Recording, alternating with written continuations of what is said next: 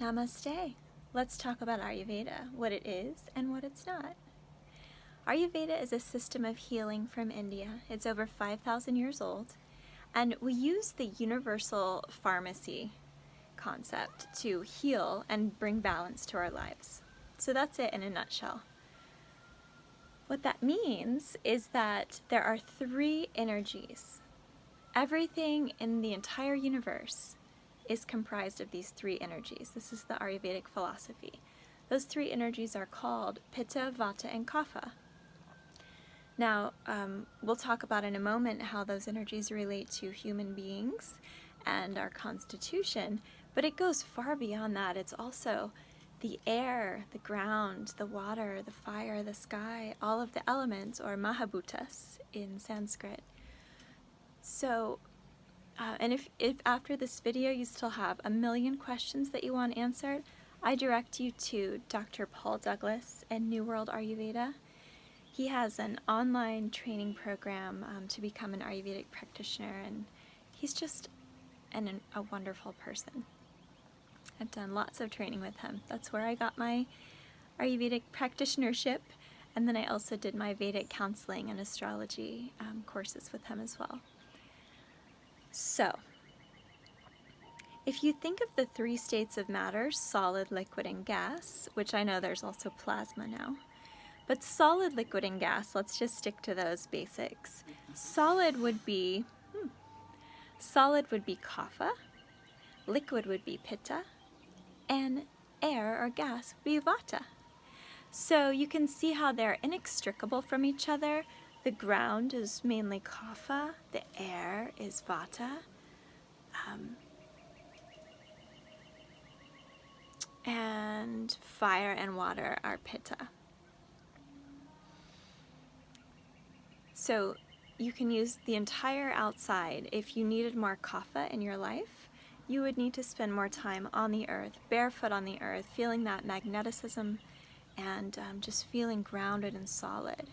If you needed more Vata in your life, you might need more fresh air and movement through that air. And if you needed more Pitta in your life, you would need more sunshine, i.e. fire, and water elements around you. As I say these things, it all might seem overwhelming at first and all over the place, but by now you know me, that I am all over the place, but then it all does eventually come into one cohesive, harmonious package, I hope is what you're finding. So in the body, the way that these three energies or these doshas show up is that we all are all of them. So you've heard probably, I'm a Kapha or I'm a Vata. And it's true, we do have a primary constitution that is one of these three, but we are all of them. I hope you see that now. Within the body, the bones and the lymphatic fluid is Kapha. So the cerebral fluid, the synovial, like the joints fluid, that's all Kapha. It's thick, it's viscous, it's usually white or clear in nature. Our fat, our adipose tissue is another really viscous liquid in the body, and that's Kapha. And the bones, the structure that holds us together. Then within the body and the physiology, Pitta is the metabolism, the heat, digestive fire, Agni, the blood, and intelligence. Also eyesight and insight. Vata is the downward flow. That's called apana. Apana, the downward flow, which means menstruation, urination, defecation. All of the excretory functions are Vata. All movement in the body is Vata. So moving right now, that's Vata in your body, the energetic movement, but also pushing the blood through your circulatory system, bringing the air in and out of your lungs, inspiration, expiration, that is Vata. So we all have these three physical things, so it's unfair to say, I'm a Kapha, without really understanding that you are everything, you have everything. And neither are good or bad, they just are, and we need all of them. Then there's an emotional or sort of personality and even digestive component to these, and you can check those out in your body as well. So Vata in the body shows up as excitement, as willingness to go on adventures and travel and see the world and make new friends. Vatas are extremely flighty and grasp things very quickly and just as quickly forget, what were you just saying? What were we just talking about? Why did I come in this room? Where are my keys? Those are all very Vata. And then when Vata gets deranged or imbalanced, it becomes fearfulness, anxiety, insomnia, constipation.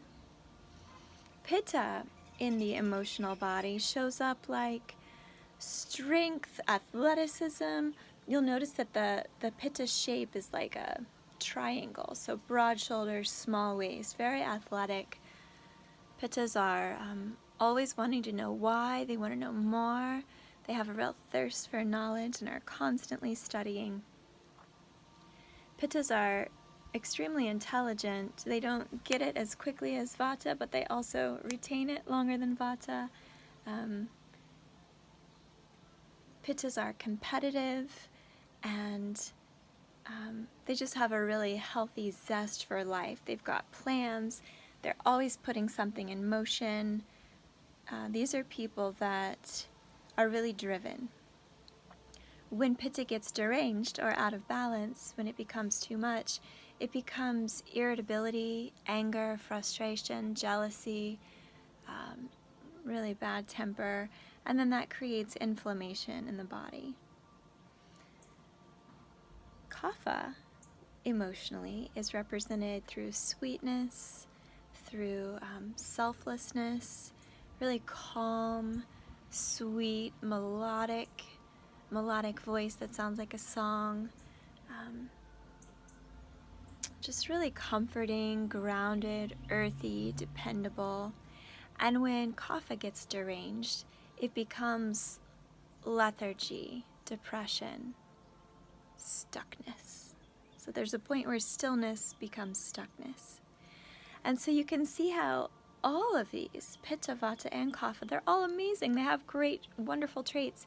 And then if we get too much of one thing, it kind of pushes us over to the side of unfavorable and of things that we really need to balance. So there's your Prakriti, and that's your genetic material, how you're born, what you're made of, and that never changes. And then there's your Vikriti. Your Vikriti is your state of imbalance. So it's kind of like, what can I eat? What can I do to bring myself back into a good balance of Vata, Pitta, and Kapha? And that's when knowing what the world has to offer as far as these energies comes in handy, because if you know, okay, I'm really fearful, I'm worried, I'm anxious, I can't sleep, my poop is stuck, I'm like constipated, that's when you know you need more Kapha in your life. You need more Kapha and Pitta. Whenever you have too much of one, you need the other two to bring it down. So if you've got too much Vata, too much of those qualities I just mentioned, that's when you want to reach for some grounding, warming activities and food. The number one, I'm going to give you three. The number three, the first 3 ways, the biggest and best things you can do if you have a Vata imbalance. Number 1, meditate. Number 2, get lots of extra sleep. And number 3, Abhyanga. It's self-massage, massaging yourself from head to toe, scalp to toe. And it doesn't have to be professional. If you're not a massage therapist, you will figure it out. And if you can't figure it out, I've got a free course on Dream Sea called Abhyanga, and you're welcome to that. Just check it out and give yourself a full body massage. I also, for Vata, it's not in the top 3, but I recommend a special oil called Nasya oil. It's just sesame seed oil with Brahmi, which is a good elixir for the brain. And you actually drop it right inside your nose and you sort of snort oil. But Vatas need more oil in their lives. They need more heaviness to bring them down and to ground that energy. Pitta. The biggest 3 ways to work with a Pitta imbalance are to meditate, to do an Ayurvedic fast, which there's lots of information about in the course. And it doesn't mean stopping eating, it means eating khichdi. Eating khichdi every day, 3 times a day, for 5 days, and nothing else. Drinking hot water, eating khichdi, no cheating, nothing else. Khichdi is a completely balanced meal, but it's easy to digest, and it gives Pitta a chance to metabolize some of the heat that's already there. So meditation, Ayurvedic fasting. The third thing that helps Pitta is being outside, spending time in nature, realizing that you are small. You are small. It's okay. The whole world is not resting on your shoulders as it seems. Number 3, kapha. If you have a kapha imbalance, the number 1 way, can you guess, is meditation. Bring balance to kapha through meditation. Number 2, always exercise after eating. So the moment a kapha eats a meal, they need to go take a 30-minute walk. It doesn't have to be strenuous. They just have to get themselves moving. There's lotion in the motion. Is that how that goes? Motion is lotion. There's issues in the tissues. So meditation, exercising, and the third is also fasting. Doing that Ayurvedic fast where you're just eating khichdi for 5 days in a row, 3 meals a day, nothing else, no cheating, drinking hot water all throughout the day. And again, there's more information about that in a good book that I like called The Hot Belly Diet, which describes how to make khichdi and how to do that.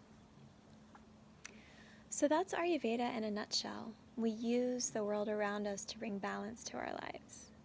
The concept of the koshas comes directly from Ayurveda. I've already exhausted you with kosha videos later in the training, so I'll leave you to find that.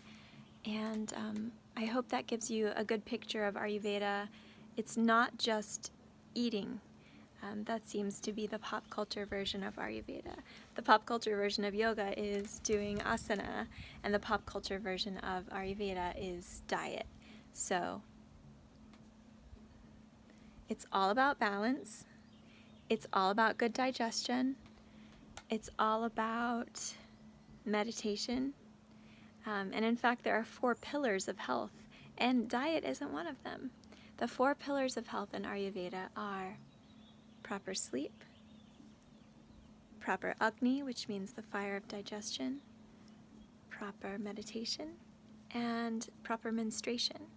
So I mentioned this in written lecture, but for women who are past menstruation and for men, it's just really important to find a way to do that fasting every month or seasonally, and to be creative, to be creating something with that extra energy that accumulates in the 2nd chakra that never gets to be released.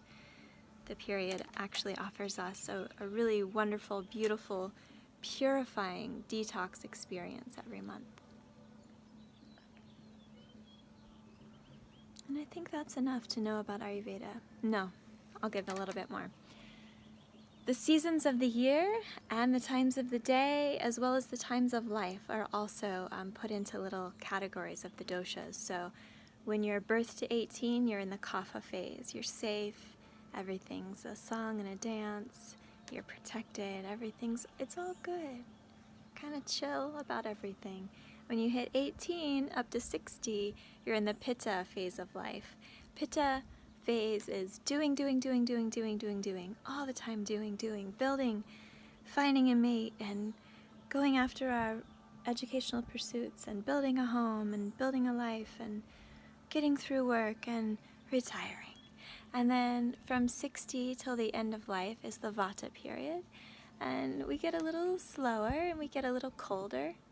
Oh, I see a pregnant quail. So pretty. I'm going to try to show you. I called it a quail. It's not a quail. I don't live in... Here we go. It's a beautiful pregnant bird.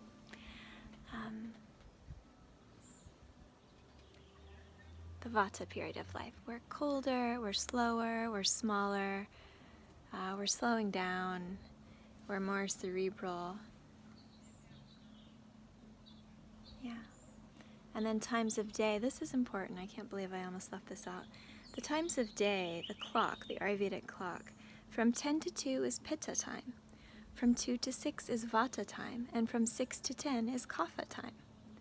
So Pitta, since it governs digestion and digestion and heat, the Agni, the metabolism, we really want to eat during that time. Our biggest meals of the day need to be during Pitta time. So from 10 a.m. to 2 p.m., eating lunch at noon is really good. Your digestive fire is roaring, and you can process what you eat. It doesn't matter how healthfully you eat. If you're eating during a Vata time, so eating lunch between 2 and 6 p.m. or eating anything, you're not getting as much nutrient from that meal as you will from the meal at noon. Same with dinner time, Kapha. From 6 to 10 is Kapha time.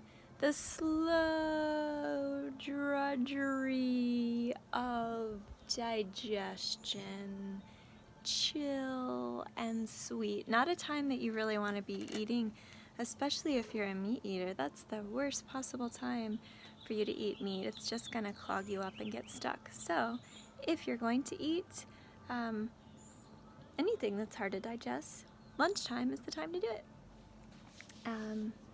And then of course Vata time, like I said, is from 2 to 6. So 2 to 6 in the afternoon, a light snack. 2 to 6 a.m., I don't ever eat. I don't really get hungry for breakfast. We don't consider breakfast the most important meal of the day from an Ayurvedic standpoint. Lunch is the most important time of day because, as I've already said, it's when the digestive powers are at their highest. And if you don't feel hungry, you shouldn't eat, period. So in the morning, if you don't have hunger, don't eat. Not having hunger is a sign that your digestion is not working very well right then. So you need to wait for that Agni to give you a sign of, I'm hungry, and then you eat. You don't have to wait till you're voraciously hungry, but try not to eat just when you think it's time to eat. Be sure that when you're eating, it's actually because there's hunger present. Times of day, times of life, seasons of the year. So the end of spring through the beginning of fall is Pitta. The beginning of fall through the beginning of winter is Vata. And the end of winter through the end of spring is Kapha. So right now we find ourselves on the verge between Kapha and Pitta time. And it's starting to heat up. And if you have any inflammatory conditions, I'm going to move out of the sun, then they might be starting to come back to the surface. It's time to stay hydrated. It's always a good idea to stay hydrated, but as the earth warms, as the body warms, it's time for us to take some liquid. And if summertime is not your favorite, as it is not my favorite, just be sure to notice that that's a Pitta imbalance, and you want to lessen the amount of Pitta in your life. You want to lessen activity, lessen the amount of intensity, lessen the amount of exercise, lessen the amount of hot foods, hot and spicy foods, lessen the amount of doing, and try to invite more Kapha, being, stillness, and try to invite more Vata, cooling, excitement, breezy, lightness. If there was just one word to describe each, I'd say Pitta's word is intensity, Vata's word is lightness, and Kapha's word is heaviness. So I hope that made sense and was enjoyable to you to understand. Most yoga teachers don't have a really comprehensive hold on Ayurveda, but you're going to have a heads up because it happens to be a passion of mine. So I hope that's helpful, and I'm here if you have questions.